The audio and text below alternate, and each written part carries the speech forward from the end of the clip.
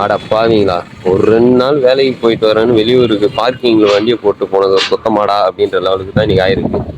என்ன அப்படின்னா, இப்போது கஸ்டமர் வந்து ஒரு இடத்துக்கு வெளில வேலைக்கு போயிட்டு வந்திருக்காரு. இதில் என்ன நடந்திருக்குன்னா, வண்டி ஸ்டார்ட் பண்ணியிருக்காரு, ஸ்டார்ட்டே ஆகணும். கஸ்டமர் வேலைக்கு போயிட்டு வந்து நம்மக்கிட்ட எடுத்துகிட்டு வந்துருந்தாரு.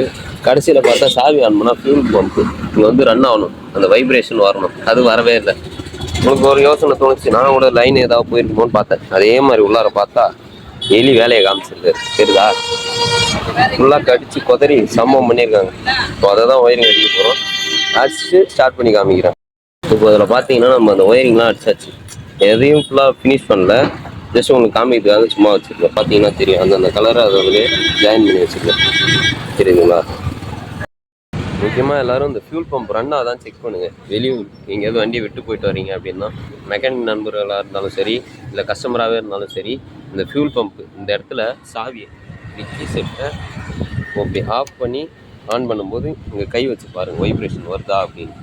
வைப்ரேஷன் வந்ததுன்னா அதுக்கப்புறமா ப்ளக்கு இதெல்லாம் செக் பண்ணுங்கள். என்னென்னா சாவி ஆன் பண்ணுறேன், இங்கே கை வைக்கும்போது இந்த இடத்துல இப்போ அந்த வைப்ரேஷன் வருது. ஸோ ஸ்டார்ட் பண்ணி பார்க்குறோம், ஸ்டார்ட் ஆகிடுச்சு.